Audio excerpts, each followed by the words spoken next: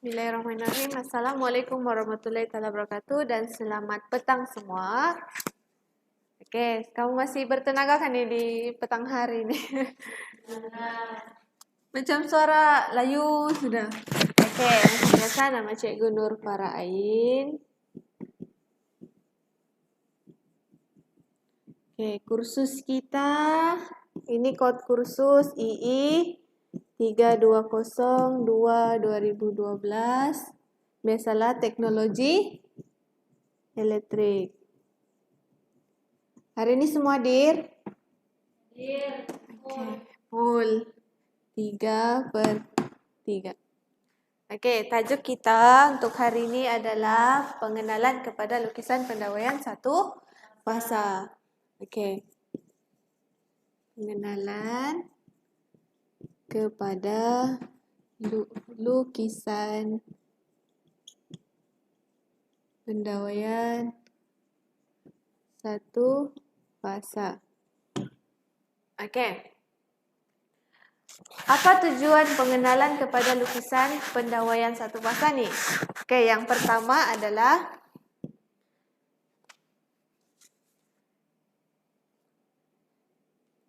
kita dapat jelaskan ataupun terangkan gambar raja lukisan.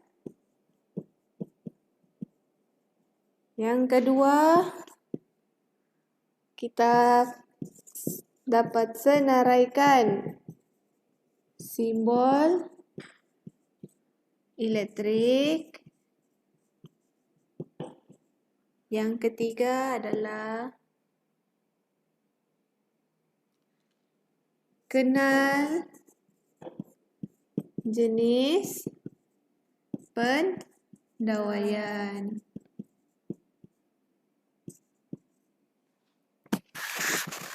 Oke. Definisi lukisan pendawaian elektrik. Oke, kita baca sini definisi adalah lukisan pemasangan elektrik bolehlah ditakrifkan sebagai lukisan yang menerangkan kedudukan alat lengkap dan peralatan elektrik. Oke, kaedah kawanan litar, saiz kabel yang digunakan dan kadar arus perlindungan litar. Oke, kenapa lukisan pendawaian elektrik ini perlu ada? Ia memudahkan kita untuk membuat apa-apa pendawaian. Sebelum pendawaian kita lukis dulu. Kita lakar dulu lukisan tu. Kita mau letak lampu di mana, kita mau letak kipas di mana, kita mau letak aircon di mana. Lepas tu switch, soket semua kita mau letak di mana. Biar orang mudah. Macam contoh switch. Kita kena letak di depan pintu kan, dekat dengan pintu. Kalau kita letak di belakang, dah kata orang ketakutan mau pergi ke belakang. Sudahlah keadaan gelap. Lepas tu kasih hidup on lampu, kipas semua di belakang. Semua orang pun tak berani. Kalau saya sendiri pun jadi cikgu, saya takut mau simpan di belakang. Jadi kita kena simpan di depan. Oke, itu definisi untuk lukisan pendawaian elektrik. Ya, memudahkan. Pandai Azrina. Oke, lakaran. Lakaran digunakan untuk membantu kita dalam menghasilkan idea yang hendak disampaikan sebelum kerja-kerja lukisan akhir dilakukan. Oke. Ia dapat memberi gambaran sebenar sesuatu objek. Pada permulaan reka bentuk, lakaran dibuat secara agakan tanpa mengikut skala objek. Biasanya lakaran dilukis dengan menggunakan garisan secara tangan bebas. Garisan ini akan membuka titik-titik pada leluan yang betul. Oke, kalau yang macam dia maksudkan sini dilukis dengan menggunakan garis tangan secara tangan bebas, kita lukislah dulu guna tangan, lakar sudah kita rasa dia betul kedudukan dia punya ukuran tu betul. Jadi baru kita lukis dia di dalam AutoCAD. Oke, AutoCAD tu nanti kita akan belajar akan datang. Kita hanya menggunakan lukisan tangan saja dulu. Dan seterusnya kita ada 7 gambar raja lukisan pemasakan. Yang pertama gambar raja plan tapak lokasi, yaitu location diagram. Yang kedua gambar raja plan bangunan. Yang ketiga gambar raja tegak dan keratan. Yang keempat, gambar raja susun atur. Yang kelima, gambar raja pendawaian. Yang keenam, gambar raja satu garis. Dan yang ketujuh adalah gambar raja skematik. Oke, semua ini kita gunakan dalam lukisan. Contoh dalam nanti kita punya amali, kalau cikgu minta kamu lukis gambar raja skematik, jadi kamu kena lukis gambar raja skematik. Kalau cikgu minta gambar raja pendawaian, kamu buat pendawaian. Oke, kamu kena ingat setiap gambar-gambar raja nih. Nanti kamu tersilap, terkeliru dia punya jenis lukisan. Oke, yang pertama gambar raja plan tapak lokasi, yaitu location diagram. Oke, location diagram nih, tengok nih, dalam contoh dalam gambar nih. Location diagram dia akan lukis jalan raya dengan plan bangunan. Oke, di mana terletaknya, contoh dalam LP ini, di mana terletaknya SIAS, di mana terletaknya asrama, itu adalah gambar raja tapak lokasi. Oke, ini ada penerangan dia. Cikgu terus kepada tujuan utama plan. Oke, tujuan utama plan tapak dan lokasi ini yang pertama untuk menentukan kedudukan lampu jalan ataupun lampu kawasan. Oke, macam contoh. Laluan daripada gate ke asrama. Di mana lampu-lampu yang sesuai kita kena letak. Oke, faham setakat ni? Oke, yang kedua untuk menentukan laluan kabel ke tapak pemasangan. Oke, kita tengok contoh daripada pejabat ke SIAS, dia ikut laluan mana? Mana yang sesuai? Dia tidak berlanggarankah dengan pipe air? Begitu. Kita kena tahu dia punya laluan. Oke, yang ketiga untuk menentukan saluran longkang atau perparitan agar laluan talian kabel perkhidmatan dapat dirancang dengan sempurna. Dan yang keempat, membantu pihak pembekal tenaga elektrik menentukan kedudukan pencawang dan membuat anggaran kos pembinaan. Oke, contoh. Yang ini pembekal tenaga elektrik menentukan kedudukan pencawang. Oke, di mana pencawang yang sesuai dorang meletak untuk dorang memudahkan kira kos. Kos untuk SIAS berapa, pejabat berapa, asrama berapa. Itulah gunanya gambar raja tapak lokasi. Ini yang pertama. Yang kedua, gambar raja plan bangunan. Ini adalah contoh gambar raja plan bangunan. Gambar raja contoh dalam SIAS. Contoh SIAS, sini pintu utama. Sini pintu utama SIAS. Lepas tu duluan kita jumpa adalah dapur. Dapur, lepas tu kita jumpa ada bilik-bilikan. Bilik pertama bilik apa tu? Ruang buku kan di depan. Lepas tu ruang terapi ada. Lepas tu store. Ini adalah contoh-contohnya. Okey? Semua faham? Okey, yang begini, yang tanda ada petak kecil di bawah ni. Ini adalah tiang dan ini adalah tingkap. Ini adalah simbol tingkap. Okey, faham? Yang ini adalah pintu. Lepas tu ini ada pintu. Ini ada dua pintu. Okey, ini cara dia asingkanlah tu bilik-bilik. Mana satu dapur, mana satu bilik. Okey? Okey. Ini dia punya penerangan. Gambar raja ini merupakan lukisan seni bina yang menentukan jenis bangunan, kayu, bata, kerangka besi dan kedudukan pintu tingkap dan sebagainya. Macam cikgu cakap tadi. Dia akan terangkan mana satu pintu, mana satu tingkap dan lain-lain lah. Lepas tu permulaan kerja pemasangan elektrik serta kedudukan peralatan dan perkakasan elektrik dapat ditentukan. Kalau kita sudah buat begini, baru kita boleh tahu di mana kita meletak kedudukan kipas. Contoh dalam ruang tamu, di mana kita meletak kipas. Patutkah kita letak di ujung ataupun di tengah-tengah? Mana yang bersesuaian lah.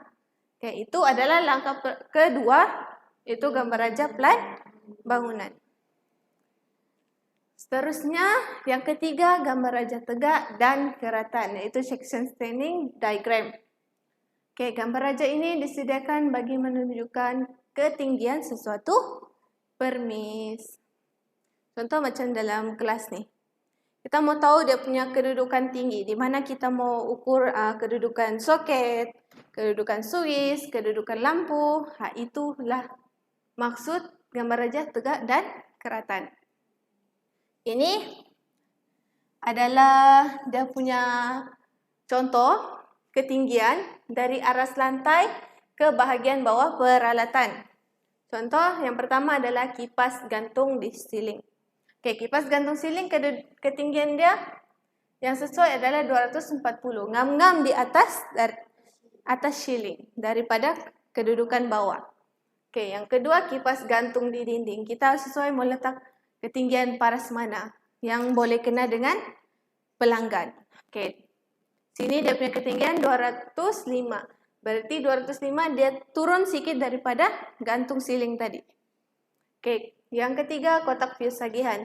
Dia sama dengan kedudukan kipas gantung di dinding. Yang keempat adalah suis. Yang kelima soket alir keluar permukaan. Dan yang keenam adalah soket alir keluar tersembunyi. Kamu boleh tengok keadaan di sini. Kamu boleh tengoklah, nanti kamu rujuk mana tahu ada buat pendawaian sendiri di luar, mau lukis-lukis. Ada keluarga minta buatkan gambar raja kah, kamu boleh tahu ukuran dia kan? Ini adalah contoh gambar raja tegak dan gambar raja keratan. Ini gambar raja tegak, dia punya ukuran daripada paras bawah hingga atas. Dan ini gambar raja keratan yang sebelah dalam, dari paras bawah hingga atas siling. Setakat ni faham? Faham. Yang seterusnya yang keempat.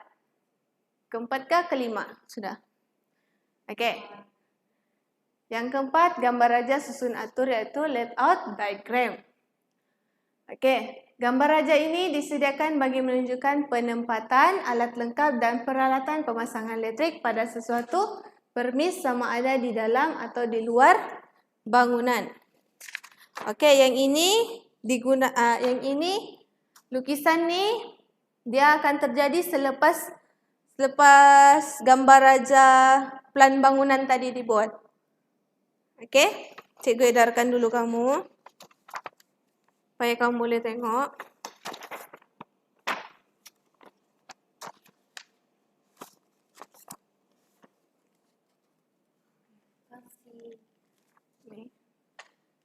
Kamu buka gambar raja susun atur, kamu tengok pada kertas penerangan kamu.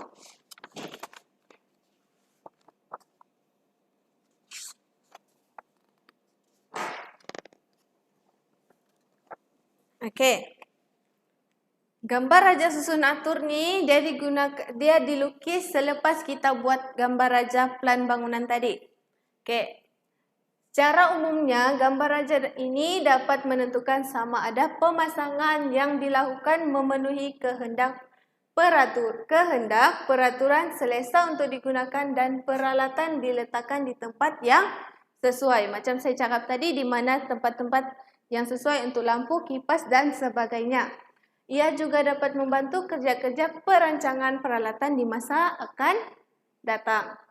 Bagi mengelakkan kekeliruan kepada pendawai-pendawai elektrik macam kita ni, semua simbol perlu dilukis dengan jelas dan betul. Highlight perkataan ni, semua simbol perlulah dilukis dengan jelas dan betul pada skala bersesuaian dengan saiz bilik dan bangunan agar kelihatan menarik dan tidak mengelirukan. Contoh kipas dengan lampu. Kalau kedudukan lampu dengan kipas kita susun dia tidak sesuai. Mesti cahaya lampu tu kalau kita kenakan kipas dia akan jadi macam pening kan, jadi berputar. Ada bayang-bayang. Begitulah yang dimaksudkan dalam ayat ni. Amnya skala yang lazim digunakan adalah 1/8 ataupun 1/16. Di samping itu, maklumat yang diberikan mestilah lengkap dan tepat seperti jenis suis, kadaran, jenis kelengkapan, bilangan liter kecil akhir dan sebagainya. Seterusnya kita tengok dia punya gambar raja. Ini dia punya gambar raja susun atur. Kita faham sudah kalau keadaan dia begini. Contoh yang tadi kan, gambar raja plan bangunan. Ini dia, di mana dapur. Contoh ini dapur tadi kan. Ini pintu. Kita masuk. Kita mau masuk pergi dapur.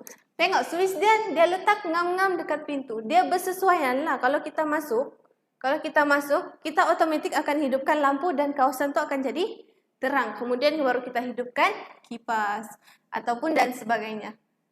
Tengok kedudukan lampu dengan kipas dia berjarak agar kedudukan supaya lampu tu tidak ada bayang-bayang. Okey.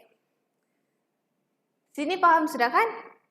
Susun atur dia, di mana kita meletak Swiss, di mana kita meletak soket, kipas dengan lampu.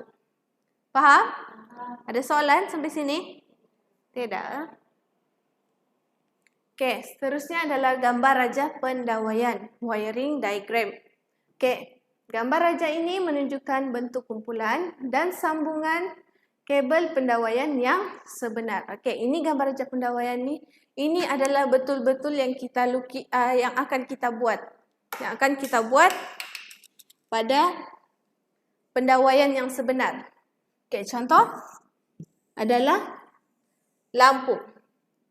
Ini adalah lampu. Dan ini adalah Swiss. Ini wayar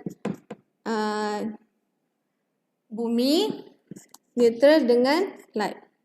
Okey, ini wayar, ini lampu dan yang ini Swiss. Okey.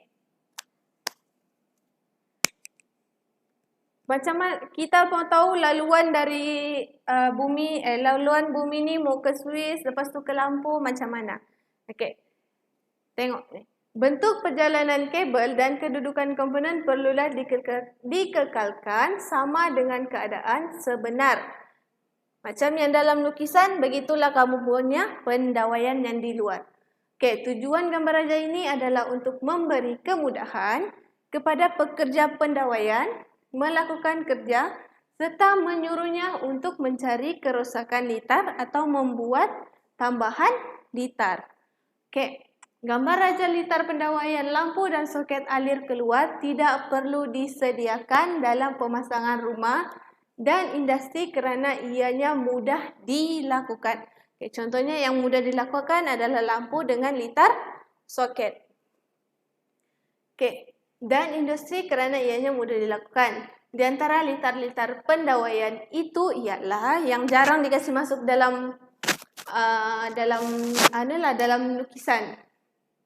Yang pertama adalah litar lampu, iaitu dengan kawalan Swiss sehala, Swiss 2 hala dan Swiss pertengahan. Okey, litar Swiss sehala kita sudah tahu, satu Swiss, satu lampu. Kalau 2 hala, 2 Swiss, 1 lampu. Kalau Swiss pertengahan, Swiss dia berada di tengah menghidupkan 2 lampu. Begitu biasanya. Okey. Saya mau tanya, Swiss 2 hala ni biasa digunakan pada kawasan mana? Tangga. Okey. Keadaan dia macam ni. Ni tangga. Ni tangga dan sini Swiss. Dan sini lampu. Inilah keadaan Swiss 2 hala. Bila orang malas mau dari bawah, malas mau naik ke atas, mau hidupkan lampu di tangga, dia akan gunakan Swiss di bawah. Okey. Yang kedua, litar soket 13E, litar jejari, litar soket 13E, litar gelang, litar soket 15E, litar penghawa dingin, litar pemanas air. Okey, setakat ni cikgu ada soalan. Apa beza litar soket 13E dengan litar soket 15E?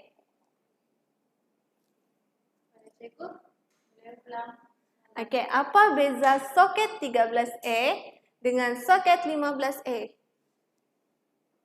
Soket 13E dan 15E. Apa beza dia? Kenapa dia lain? 13E banyak Sama aja, 3 jari. 13E ada 3 nih. 15E pun ada 3. Jari sama gelang. Litar gelang. Oke. Terima kasih Azliza dengan Azlina. Beza 13E dengan 15E. 13E ini peralatan yang biasa kita gunakan macam soket 13E ini macam soket biasa yang 4 segi. Kan yang 4 segi begitu. Paham? Betul, 15E untuk ekon. 15E ini biasa digunakan untuk ekon saja. Kita jarang guna 15E ini. Yang biasa kita nampak adalah 13E. Siapa pernah beli soket, dia akan nampak nih. Lepas mesti penjual tu akan tanya, kamu beli soket yang berapa E? Berapa belas E? Lepas tu kamu akan cakap 13E. Memang 13E yang selalu kita gunakan. Oke? 13E itu biasanya untuk lampu gitu kan? Ya, untuk lampu, untuk kita mix buat kuika, yang macam soket-soket biasa. Ya. Ya, standard Swiss. Oke.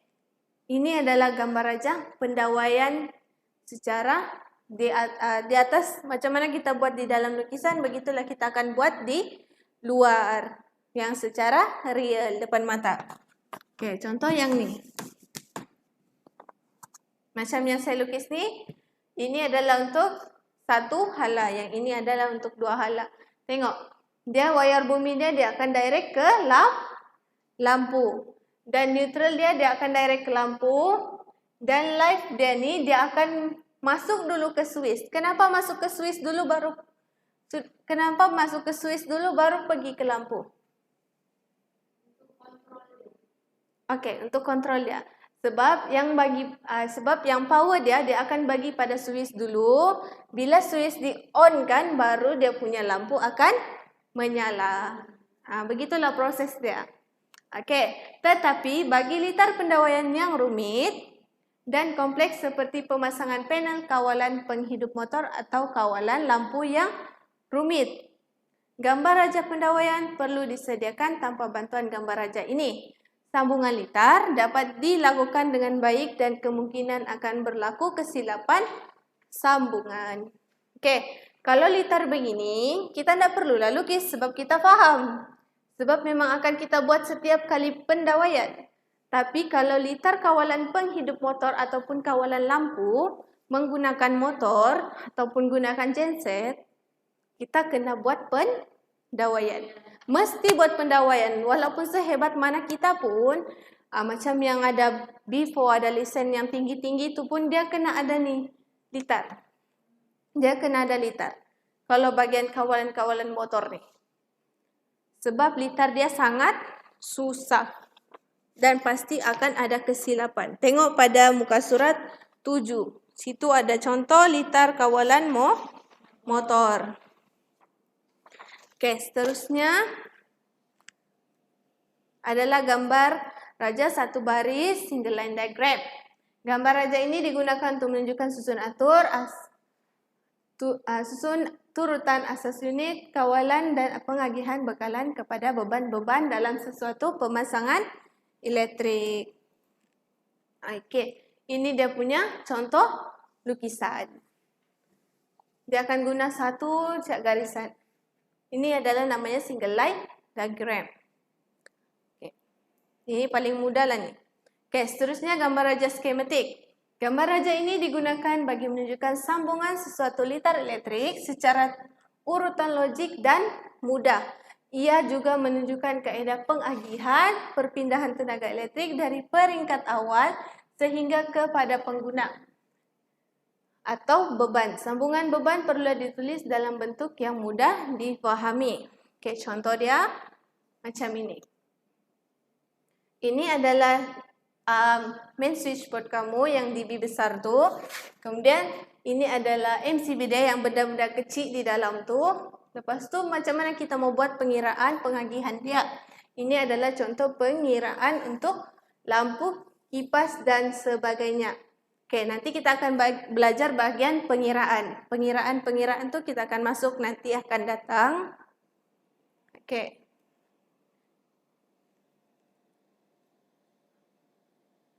Ini adalah contoh penunjuk lukisan yang kamu akan lukis nanti dalam lukisan kamu. Ini ada yang biasa digunakan lah. Contoh lampu Kalimantan, lepas tu lampu globe, lampu hiasan, kipas siling, lepas tu alat atur kipas. Tahukah alat atur kipas di mana?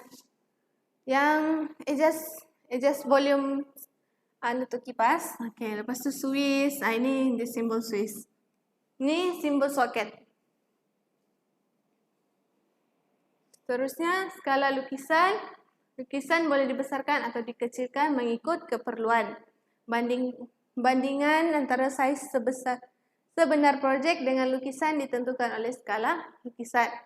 Skala lukisan dinyatakan dalam suatu nisbah, umpamanya 1:50. Ini bermaksud saiz sebenar projek adalah 1/50 daripada saiz yang digunakan ataupun digambarkan oleh lukisan dengan menggunakan pembaris berskala. Saiz sebenar suatu projek dapat ditentukan. Okey. Kamu tengok pada kamu punya kertas penerangan, di situ ada pelbagai jenis simbol. Okey, cikgu edarkan ini adalah simbol yang biasa digunakan dalam letrik. Banyak lagi banyak daripada yang kamu pegang sekarang. Itu adalah jenis-jenis simbol. Okey, kamu kena ingat mana simbol yang selalu kita gunakan dalam lukisan pendawaian. Okey, seterusnya cikgu akan edar kamu punya kertas tugasan.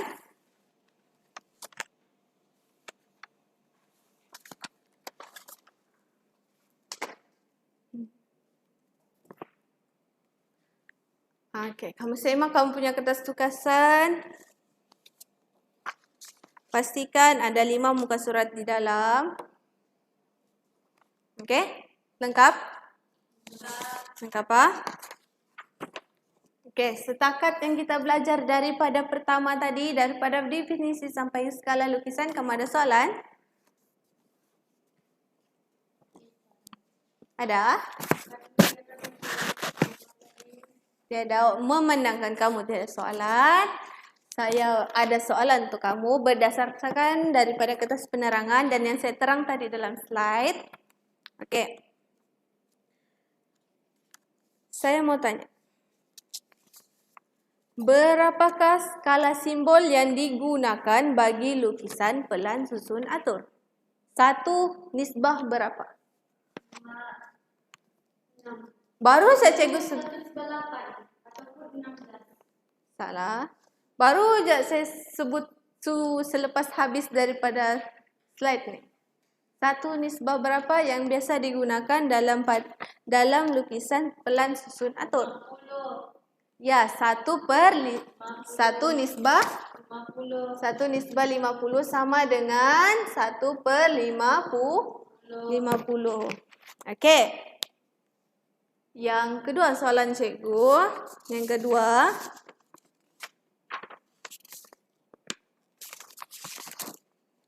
Senaraikan 4 jenis ataupun lukisan gambar raja dalam bidang elektrik. Ya, 4 jenis lukisan. Ya. Susun atur lagi. Skematik. Okey.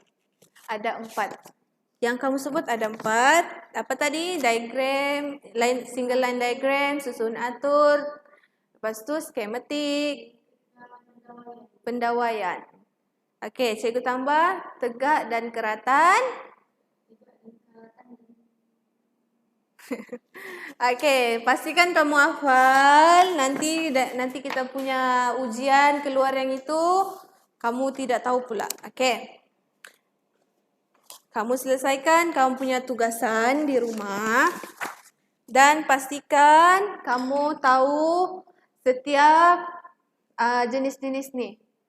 Pertama, kamu tahu cara mau terangkan jenis gambar raja lukisan tu, kamu tahu jenis-jenis pendawaian, lepas tu kamu tahu senaraikan simbol-simbol Letrik. Kalau cikgu suruh kamu senaraikan simbol 10 simbol letrik, kamu tahu sudah simbol-simbol dia dan sekali namanya.